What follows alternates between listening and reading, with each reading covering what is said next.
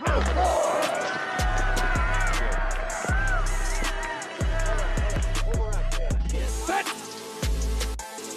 4, 3, 1.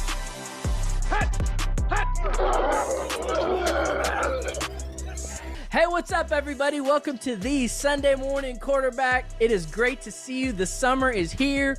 We are back. Took a little bit of a mission break, a little pastoral break. Adam down there in Richmond, but we are back. Adam, how is the weather today in Richmond, Virginia? It's hot and muggy. We had our hottest day of the year yesterday, and had a great Father's Day with the kids at the pool after I preached. But yeah, it's beautiful here, man. Beautiful part of the country. Nice. You look like you're working on that pastoral tan, and Dad coming in with the baseball cap, coming in from his baseball. No.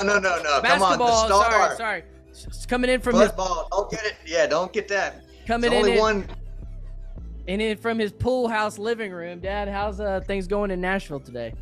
Things going good. We need some rain. We got some rain, but I'm ready for the sunshine.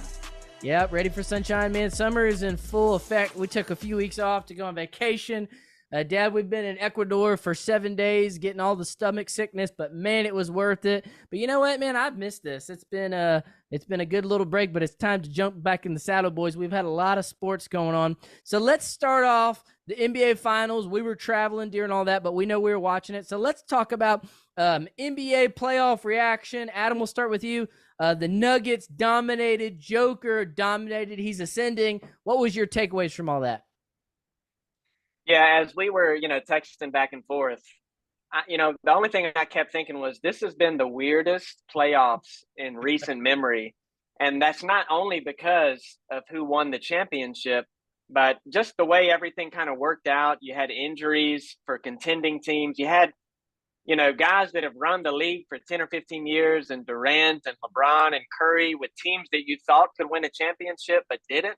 But I'm happy for Denver and for the Denver Nuggets. I love seeing small market teams win. I like seeing teams that can build through the draft and not, rely on this free agent age that we're in, do something. So that's been good. And then you got the Joker, who has cemented himself as an all-time great big man. And I feel like even though everyone's acknowledging that, people still are like, they feel weird saying it because he's such an unorthodox player. Like I told you guys when we text, I think he's the most unmarketable player the NBA has ever had because he's, everyone has been using terms like he's clunky. He doesn't look like he's, knows what he's doing out there, but somehow that ball always goes in the hoop. And he's able to make it work. He's a big man, so people don't relate to that usually. He's European, so he's not a white American guy. He's not athletic, but, he is what he is. He's a great player, and I'm happy for the Denver Nuggets and for him. Good take. Dad, what'd you think? I got to agree wholeheartedly with Adam. It was a wild season, wild playoffs, and I loved every minute. As a matter of fact, not only just me, but my wife, Pam, she was right there watching it, calling games, and we'd go back and forth. And so we had a good time watching it, but to watch Milwaukee get booted out in the first round by a team that barely made it in, and that team goes to the finals. And, then you have all the big dudes, they go out, a lot of people are saying, okay, Golden State's going to turn it on, but the people that really understood the game, Adam said that all season. There was only a few guys that drank that Kool-Aid, but we won't name no names. We're not that type of shit. Kind of like the Bengals Kool-Aid in football season. Yeah, because Joe, I know you picked the Denver Nuggets to win the championship, right? Yeah, hey, that's right. You go back. Yeah, I think I picked something like that. He picked the Suns. I said something or maybe thought it, but anyways, it wasn't Golden State. But it was kind of fun to watch Golden State come up, people get excited, and then drop back down, and then the Lakers come up, and then, the way they got ousted. But it all culminated to Denver. And I think at the end of it, it was just a great Cinderella story that we've been watching for a few years. And to see it culminate with a championship and with just a humble superstar, just so humble. And it's going to be interesting to see because you have a center now win the MVP last couple years, two different centers. And so it seemed like the big man is coming back again. but it's changed a little bit, kind of like what Curry did with a shooting guard. Now you got a point guard, draining threes, and now everybody's doing threes. It's going to be interesting to see if the centers continue to pivot into more of a point guard center, or a center that understands the importance and value of being down low, seeing everything, and just pinpointing passes. So I think you're going to have more of that style coming into the NBA. But at the end of the day, it was just so good to see somebody work hard and a team stay together. They don't go out, bring in superstars. They grew together and finally fulfilled their ultimate dream with a championship. I think it's funny because you're seeing the LeBron effect with Joker. So if you think back to LeBron's first chip, he had all the accolades and MVPs, but then when he finally won his first ring, it's like he leveled up, like in Mario Super Bros. Like, boop, boop, boop. And then you've been having all this talk about Joker, MVPs, great. But now that he got that ring, it's like people are like, oh, he's in the Kevin Durant era now, and he's in that rare space, all from one chip because he stuck it out. And so I think it's fascinating that you got Phoenix, who's trying to buy a team, which we'll talk about that here in a minute, but they're doing the exact opposite of what got Utah there. And so they got all the young guns and they got the pieces, the horses to keep it going. But let's also point out, man, I don't think Utah is like one of the best, championship. I don't think Denver's one of the best, championship teams we've seen. But, man, they didn't have any struggle. I mean, look at they won 4-1, 4-1, 4-2, 4-1. I mean, they didn't really have a challenge. I don't know if that's because of injuries or, Giannis and the Bucks were a little bit injured, not having Middleton back. And so the question next year is going to be, can they keep it going? And let's transition to Phoenix, because Phoenix just got ragdolled by Denver. So yesterday it came down that Phoenix picked up Bradley Beal, trading away Chris Paul, which I think we all saw he was declining. But now you've got you got four superstars. You got Ayton, you got Durant, you got Beal, and then you got Booker. So you got four studs, but you have no bench. And so that's the question. And if you look at the amount of super teams that Durant has been on right now, I mean, he's like on his fifth or sixth super team. And so I feel like they're going in the opposite direction of where the NBA and the European League and the game is going. So that's going to be something to watch. Can they get a bench? Now, they're going to be the new Miami, Golden State, where the veterans are going to ring chase and going to want to go there. That'll be the thing to watch. Also, side note, something that happened very quietly was swept under the rug. Bob Myers, or the GM at Golden State's out. Mike Dunleavy's in. And so over the next few weeks, we're going to see, did they keep Draymond? Did they keep Clay? Did they keep some of their young guns? Or who do they move? And I think he's going to try to make an imprint. I think he's going to try to do something. At the end of the day, he's probably going to go with whatever Kerr wants to do. But with the Beal move and Golden State in flux and the Lakers trying to, maybe get Kyrie out there, there's a lot of interesting storylines. And while I enjoyed the NBA season this year, I think the offseason is going to be just as entertaining as the playoffs. What do you guys think? Yeah, I think so. I think obviously Phoenix, like you said, they're trying to buy a ring. And, as much as people may not like that or agree with it, it doesn't mean they're not going to be able to do it, because Kevin Durant is who he is. We saw what Devin Booker's able to do the last few years. Remember, the Suns were in the finals just a few years ago without, Kevin Durant. And so now they've got Beal, they've got Durant. And I think, like you said, they just got to fill out that roster. And I think there'll be some veterans who come in and take the minimum. But now, here's something that's kind of getting lost. I'm interested to see, and I know he's rarely healthy, but where is CP3 going to go?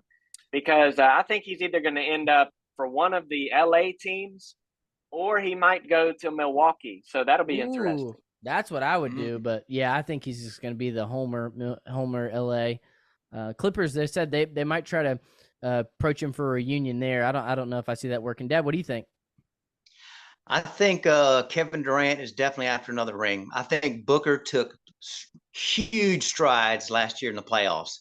And so it's going to be interesting to see how they fill it out, if they keep their big center or if they move on, which I think they probably should move on. But one thing I think was interesting is that they moved off their coach. Yeah. And we talked about Denver, how they have kind of kept the main pieces and allowed them to grow and mature. And even with Joker, it's not like Joker was, he's been great, won the MVP the last 2 years, but you still saw him blossom. And so it takes time to reach your full potential. And I think we're able to all see that happen together.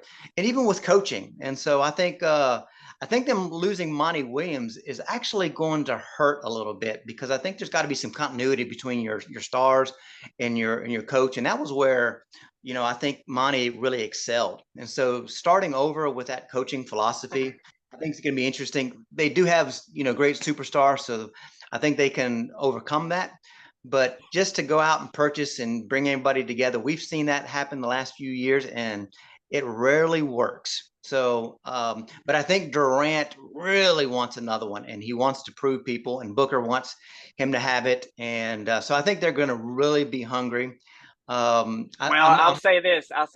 Durant better win a ring in Phoenix, because if he doesn't, his legacy, all that Golden State stuff is going to hold true until his dying day. That's just a reality. He's got to win a ring. Did you guys? I think he knows that. I think he knows that.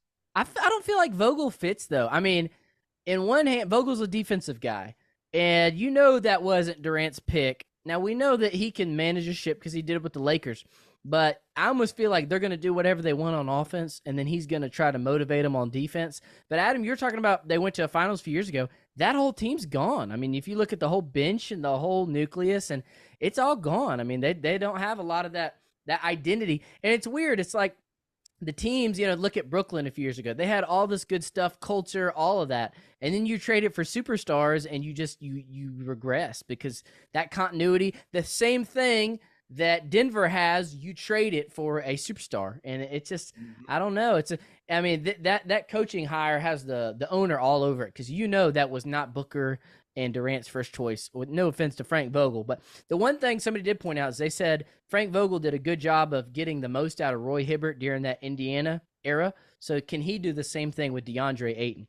Which the only good thing about this super team is that they were all very selfless. I mean, Bradley Beal, very selfless. And I was shocked to hear he was only 28. I thought he was in his mid-30s for whatever reason. He's still fairly young. And so him and Booker's still young. And, I actually think this could help Durant, because he's kind of on the back end of his prime. And as his health begins to go down, he can kind of, be a hired gun, but rely on the young bucks to really carry the weight. And so, and Beal's a good two-way player. I have a question for you guys. If Miami gets Dillard, does that take them to number one? Can they get back to the finals with him, with Dame? Yeah, I think so. With a healthy team, of course. Yeah, I think Damian Lillard, man, he's an all-world player. Oh yeah, and absolutely, particularly because the East is weaker than the West. I think absolutely.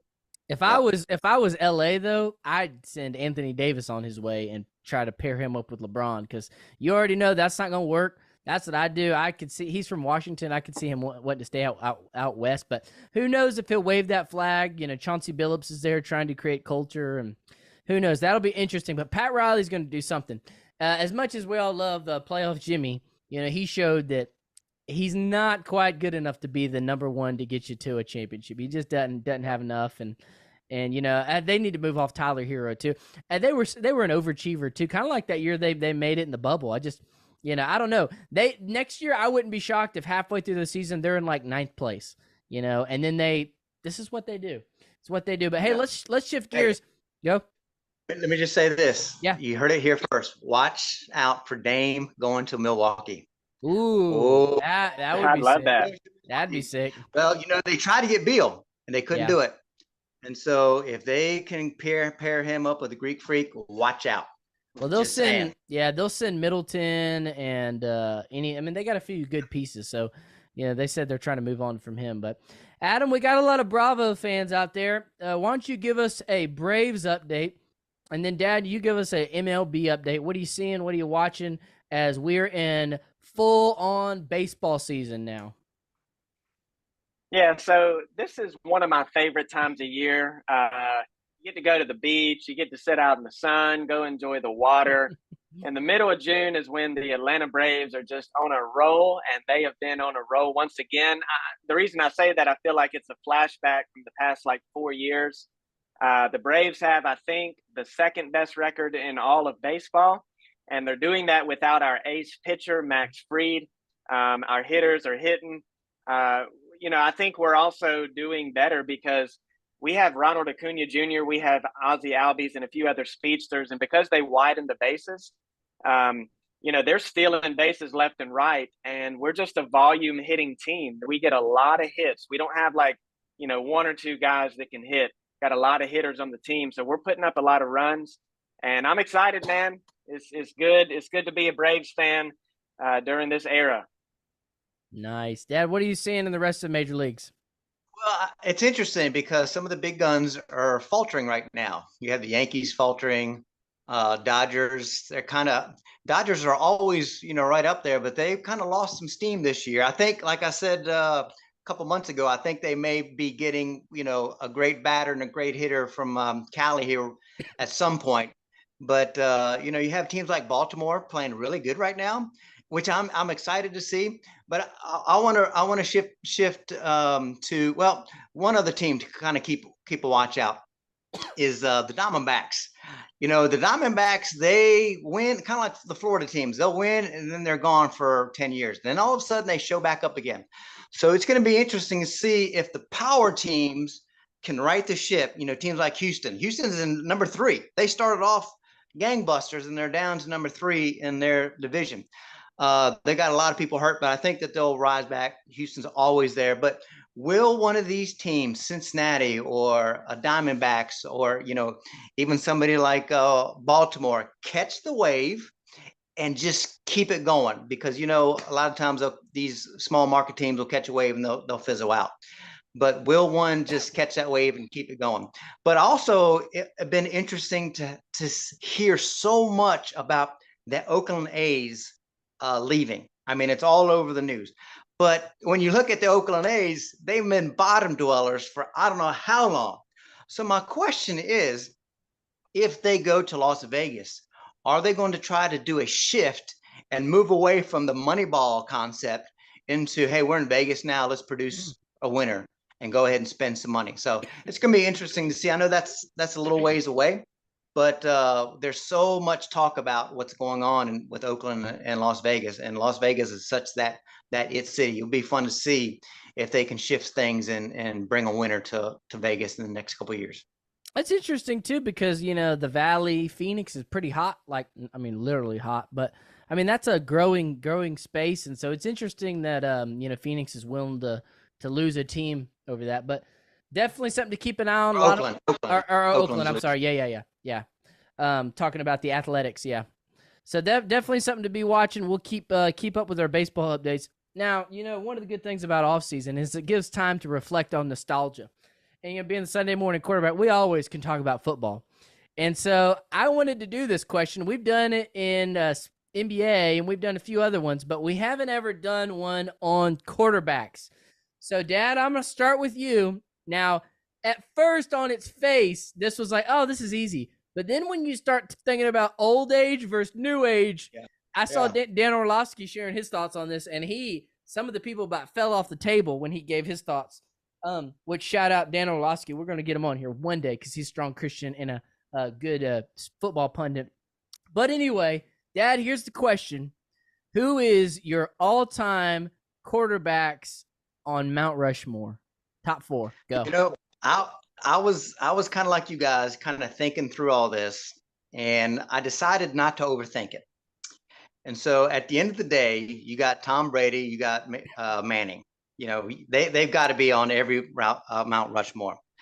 And then, of course, you got to put Mahomes. He's already, you can kind of see where he's heading to. He's already got 2. He's the top face in the league. Just phenomenal. And last but not least, I have to go back all the way to Mr. Johnny Unitas himself. Whoa! He was, oh, yeah. If you know anything about Johnny, he was Mahomes. He was Brady, Manning. He was a gunslinger from way back before that even existed. but he played a lot of years and he really transcended football, and he was a tremendous winner. Back in his day, the Colts were a juggernaut. So I think you have to start with Johnny Unitas and then broaden. And so that's my Mount Rushmore. Man, doggy, turn it into Mad Dog on here, Adam. Going old school. Johnny, you man with the man. That's so. And no Cowboys. No Wow, Cowboys. yeah. No Cowboys. I tried to be fair. That is it. I wanted to put Aikman on there, but you know. Nah, you got to go Roger Dodger if you do one. That is it. So Tom, is that in order? Tom, Peyton, Pat, and then Johnny. Is that your order? No, that's not in order. That's not in order. Okay, you have an order for us? Yeah, I think that's the order. I think that's the order. Okay. I put Mahomes at 3 right now. Manning was, just so cerebral, and so I need a little bit more from Mahomes. I can see him going to number 2, but not yet. All right, Adam, quarterback Mount Rushmore, go. Well, obviously Tom Brady's in the number 1 spot. Not going to say anything about that.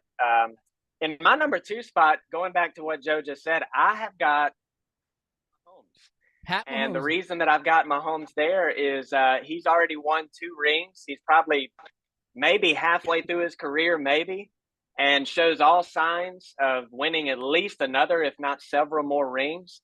When I look at Peyton Manning's career, and I love Peyton Manning, as a guy, I loved watching him, not as a Colts fan or anything, just think most people who just love football loved watching Peyton Manning play. But when I look at his career, I see a lot of coming up short throughout the playoffs, not being able to beat Brady. And, you can say a lot about the records and the stats, but the bottom line is this. He only won 1 Super Bowl ring where he was clearly a great quarterback. And I would say the one with Denver, and maybe it's because it hurt me so bad against my Panthers. He barely could throw the football. We picked him off twice in the Super Bowl. That Denver Broncos defense drug him to that ring, and maybe he deserved it, because he had a lot of bad teams around him all throughout the year. So I've got Mahomes. I just wanted to say that about Manning. I've also got Montana. Can't leave him out for what he did with the 80s and everything. There's not much needs to be said about that. And then lastly, I've got a man with the last name Young, Bryce Young. Oh, get out of here! Oh my God! Get out of here! The outlier. The outlier. No, my gosh! In all seriousness, I've got a Steve Young. You can't argue against Steve Young. Steve Young. Get out of here! Young. You Cowboy fans can take that. Gosh. Hey, he was a backup most of his career. 3 Super Bowl rings, man. MVPs. How many? He's got a few MVPs, and doesn't he have how many Super Bowl rings? 1. Just you know one? why? Okay. This team right here kept him out. Man. That's right. Oh man. Wow, you just did that. Oh wow, Steve. Yeah, man, Dad, he's gonna lose his football card for that one for a while. Man, when did he turn into a Niners homer? What a dog! Oh my gosh! So here's I'll give him Montana. Hold on. Young has 3 Super Bowl rings. Who? Young. Yeah, 2 of them were because he was backup to Montana.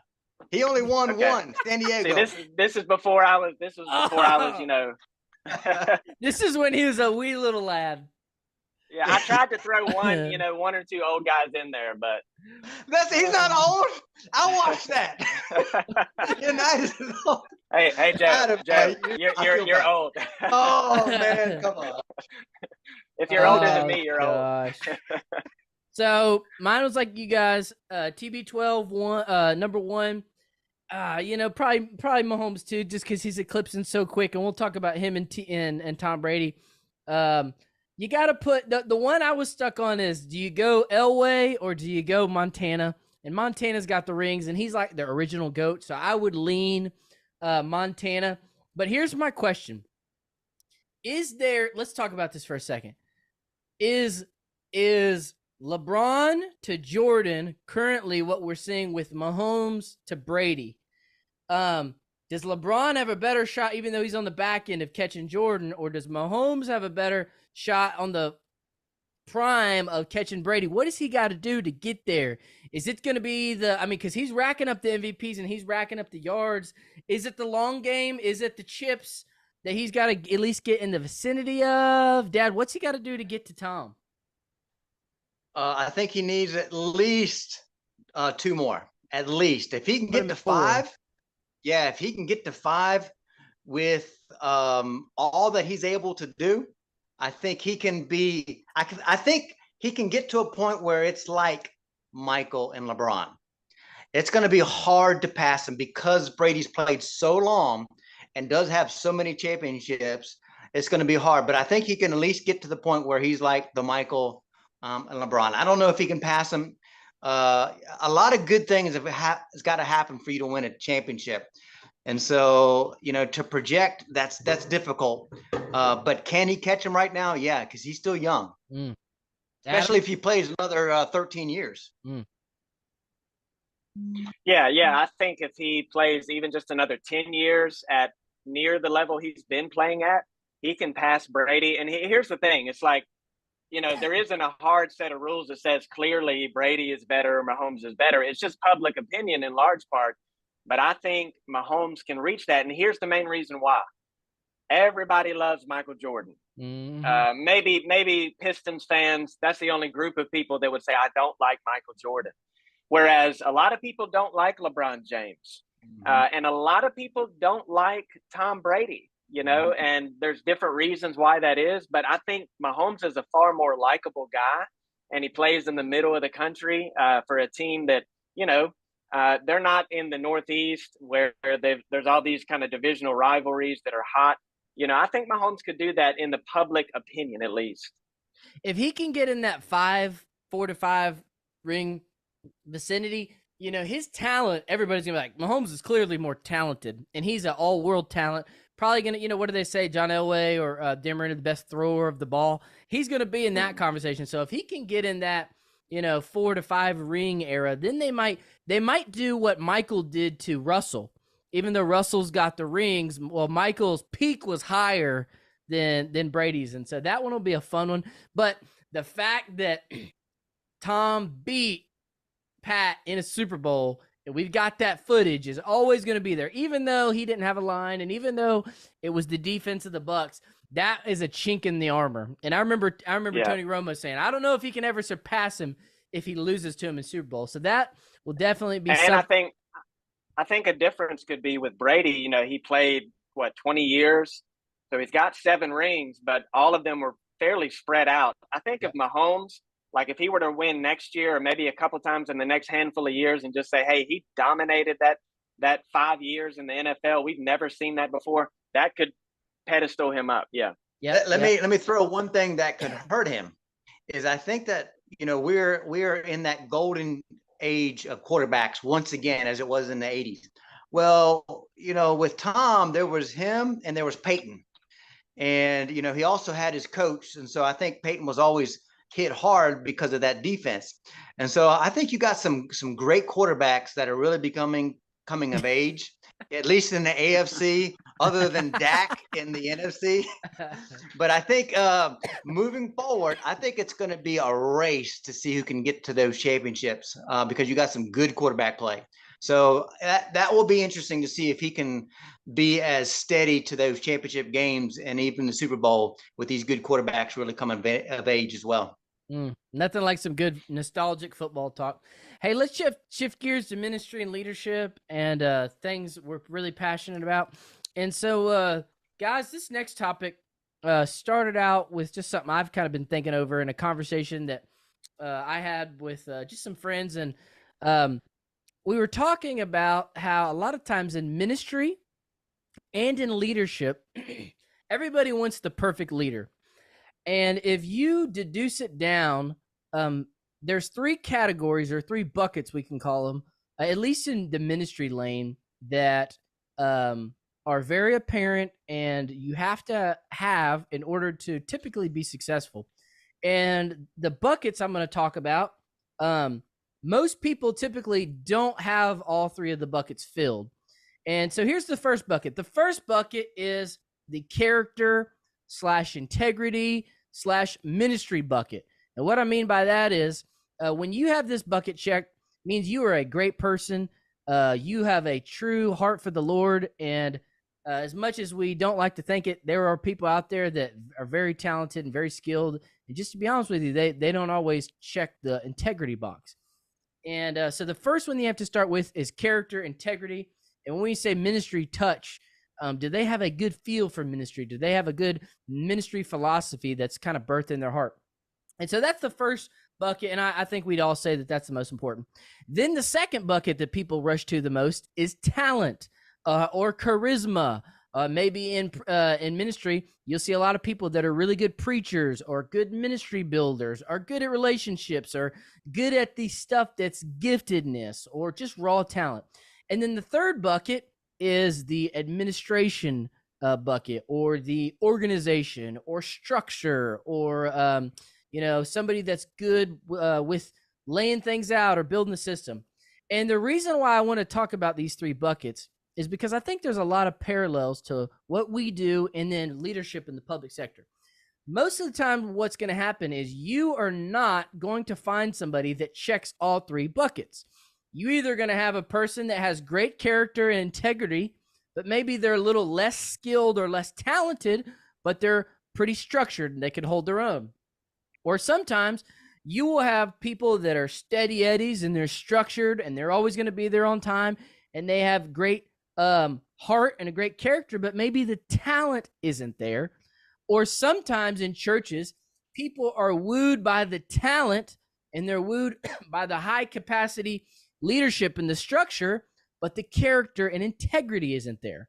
And then churches, Lord bless them, they think, fully developed leaders just grow on trees. And, if you hire somebody at a full-time salary, that boom, they're just supposed to have all that. Or sometimes in churches, it's a common thing now for churches to not be able to afford full-time people and they have to have part-time people. And then they expect the part-time people to be able to check off all these boxes.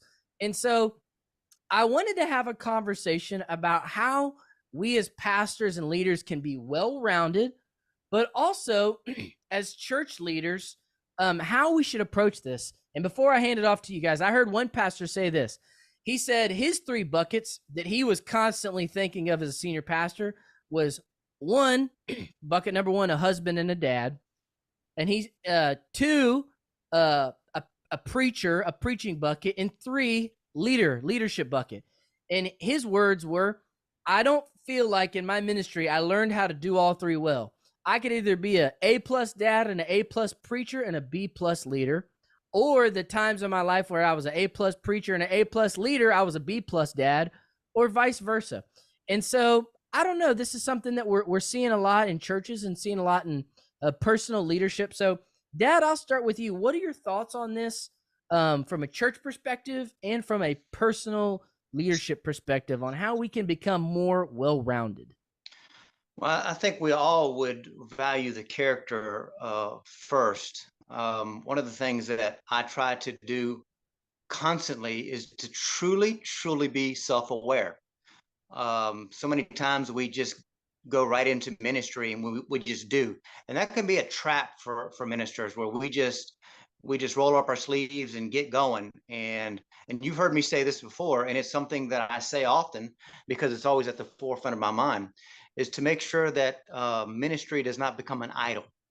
And it was something that became apparent to me early on in ministry, and where it was, just trying to climb up the ladder, trying to be around guys that, were names. And there was a time when I realized that what people see on the stage wasn't necessarily who they were behind the stage, which caused me to really begin to evaluate my life. And so I am constantly evaluating and adjusting spiritually, even through my character.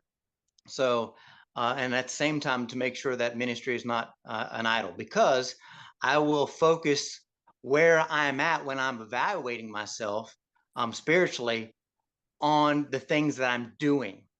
And so that was another thing that I had to learn, that the ministry is secondary. And I'll go back to the whole Mary Martha. There are times when, we have to to serve and to go the extra mile and lay it out on the table. And then there's times when we just have to sit with Jesus. And we know that Jesus valued sitting in front of him more than anything else. So for me, I have a propensity of going, and, you know, thinking I'm okay and not spending the amount of time that I need to spend with Jesus, and evaluating my motives on why I'm doing the things that I'm doing, because there's a trap that can happen, particularly in the American church. And you noticed this, Joseph, when we were in Ecuador. In Ecuador, you know, we were around small churches everywhere.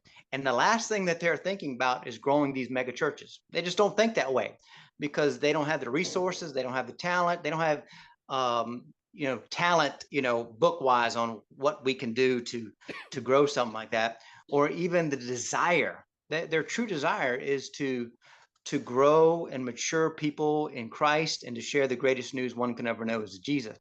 And so so that's something that I'm constantly looking at my motives, looking at, you know, is it an idol, and am I putting the amount of time into spending time with Jesus, putting myself at the feet of Jesus. And when that's happening, then ministry becomes something that's just very easy and fluid, and the gifts that God has given me are able to be utilized properly. Adam? So there's a few things as I think about this, just like Joe said, you know, being aware of who you are, that takes time. You know, like we said, you know, no one wakes up and, you know, you just hire a new guy that's got it all figured out and does everything great. The same's true when you walk in as the minister. You have to realize, you know, there are some things I might do well, but there's other things that I don't do great, and I need to work on those. So that goes to my first thing I would say is that understand your weaknesses, but here's the key: work on them. Maybe find that tension of saying, and this is something I'm constantly learning myself, is find that tension of saying, I know that I'm not great at this. I'll never be one of the best at this, but I still need to improve in this. And that balance of saying, being content with that reality, but also that, you know, that drive to get better. So whatever those weaknesses are, acknowledge them and work on them, which is often hard to do. We always want to default to what comes natural to us and, you know, what may give us recognition or feel good or feel right. But there are things in ministry that you have to lean into. I'll tell you one of the earliest ones for me that became, I'm an introvert by nature. So the idea of being a pastor, when I first learned that stunned me and shocked me and scared me, because I was just thinking like, Lord, you know, the public speaking aside, walking into a room and just having to like flip that switch, that wasn't natural to me. That's something I had to like lean into. And so what I would do is I was hang around with guys that did that well and just learn how to do that and maneuver in that setting. And I can do that now. I can walk in and just like that. I mean, I can go around and shake hands and talk to people, but that's not something that was natural for me when I first got started in ministry. And just kind of as a follow-up word on that, once you understand your weaknesses, you know, to the best of your ability, surround yourself with people that make up for those weaknesses. Like there are people on our staff at church that do things so well that I don't do well. And it makes me all the more grateful for them and willing to ask them. And then of course, delegate things to them so that they can lead it. So to the best of your ability, if you can, you know, whether it's staff members or deacons or just, you know, co-laborers in any kind of ministry setting, surround yourself with people that do things well that you don't. I think that's true, like you said, in the public sector. I know presidents often will do that. People, you know, high-ranking CEOs and COOs of companies, they'll just say, hey, there's areas I need other people around me to speak to because it's not my expertise. Yeah. Dad, that's one of the things I think I've learned, I think, the most from you because America, I'll tell you, my dad doesn't own a laptop. He's never put a sermon together on a laptop before. If you took away most pastors' laptops, they would be like dead in the water. And so you're not a very tech savvy person. You come a long way, but you know, tech is a challenge at times. But you're always good at putting a team together around you that could make up for that. And a pastor leader who I will leave unnamed because of some of his various views that are out there, wrote a book, and he talked about the 90-10 rule. And he talked about how as leaders, only we can do the top 10% of our calling. So for you guys, 90% of what you do, other people can do, but there's that top 10% for us. For you guys, it's preaching the word and leading and vision and all that. And then there's the other 90% that maybe you're not as skilled at. But the whole thought is that 90% is somebody else's 10%. And so I think it goes back to, sometimes two churches get in tough spots because maybe they have the wrong people in the wrong seats on the bus, that some of these buckets aren't checked, and they have them in positions that require an organized person or an admin person, and they're just not that. But they have the gift and the talent of charisma and building culture and all these things. And so I think sometimes that's where the conflict comes in, because they want them to be something that they're not.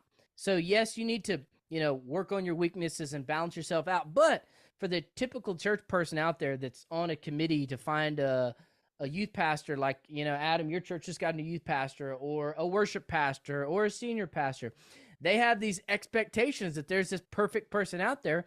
And most people are not going to be able to check off all three buckets, especially at a lot of times churches will say, well, we want this position, but we only want to pay part-time, or you get what you pay for. And even at that, even when you do have a full-time person, they're not gonna be the Peter or Paul probably were not all three buckets. They needed the other disciples to balance them out and bring some of that too. And so anyway, just a good discussion on perspective. Let me add something to that. There's a little phrase in 1 Timothy 4. Paul's writing to the young pastoral protege, and there's a little phrase that you don't often hear talked about because there's a lot of other great, meaty things that surround it. As Paul is writing to Timothy, he tells him a lot of things. He says, immerse yourself in the scripture, read the scripture, preach the scripture, and live in accordance with the scripture so that your life is, an evidence to those around you. But at the end of verse 15, it says, and mind you, this is a young pastor. It says, so that your progress may be seen by all. Here's what that means. If you're in a loving church where they trust the pastor, they understand everything we just said.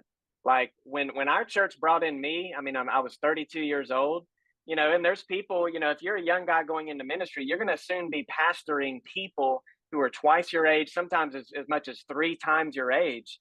And the great churches will love you, but I think they'll also realize, this guy's going to grow even as he's leading us.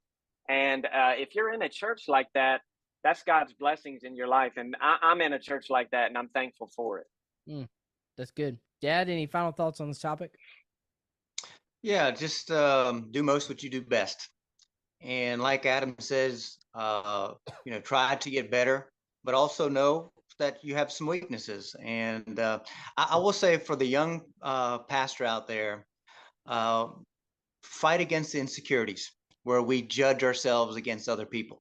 We all have very unique gifts. God has very unique places for us to lead, and he knows exactly who we are. And at the end of the day, it's his ministry, not ours. And so as long as we are faithful and obedient, and we're, giving some time to look inward, you got to constantly looking at why you're doing the things that you're doing, and stay blameless unto the Lord and give God your best.